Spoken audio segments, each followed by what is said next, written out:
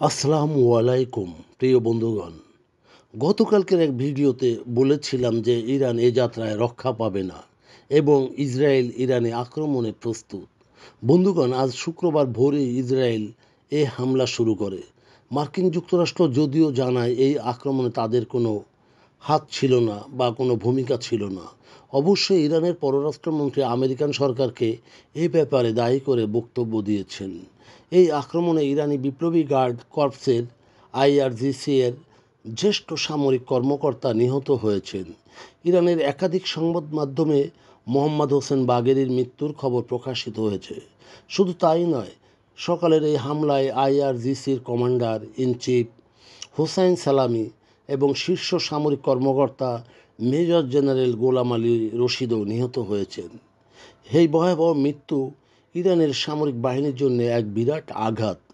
মার্কিন ও ইরানের পারমাণবিক বিষয়ক আলোচনার আয়োজক দেশ ওমানের পররাষ্ট্রমন্ত্রী বদর আল বুসাইদি ইসরায়েলের এই বিপজ্জনক পদ্ধতির সমালোচনা করেছেন। ইরানের রাষ্ট্র গণমাধ্যম জানিয়েছে যে নাতানস পারমাণবিক স্থাপনায় ইসরায়েল আক্রমণ করেছে এবং বুশেহরে ইরানের নাতানস পারমাণবিক কেন্দ্র, সেখানে বেশ কয়েকটি বিস্ফোরণের ঘটনা ঘটেছে। এদিকে ইসরায়েল জানায় যে আজ সকালে ইরানের হামলায় তারা ডজন ডজন বিমান জেট ব্যবহার করেছে। জেটগুলি প্রথম পর্যায়ে সম্পন্ন করেছে এবং ইরানের বিভিন্ন অংশ যেখানে পারমাণবিক স্থাপনা আছে সে সকল লক্ষ্যবস্তু হিসেবে অন্তর্ভুক্ত রয়েছে।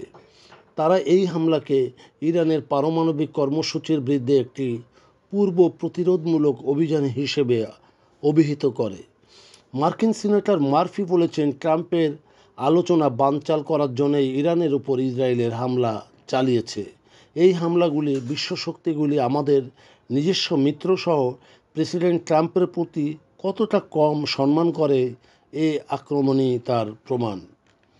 ডেমোক্র্যাট সিনেটর জ্যাক রিড, যিনি সিনেট আর্মড সার্ভিসের সদস্য, তিনি বলেন, ইসরায়েলের আক্রমণকে উদ্বেগজনক এবং বেপরোয়া বৃদ্ধি যা আঞ্চলিক সহিংসতাকে উস্কে দেওয়ার ঝুঁকিপূর্ণ বলে অভিহিত করেছেন তিনি। মূলত ইরানের ব্যালিস্টিক ক্ষেপণাস্ত্র কর্মসূচির প্রাণকেন্দ্রে আঘাত করেছে ইসরায়েল, তবে শীর্ষ সামরিক কর্মকর্তাদের আবাসিক এলাকাও ছিল এই হামলার লক্ষ্যবস্তু।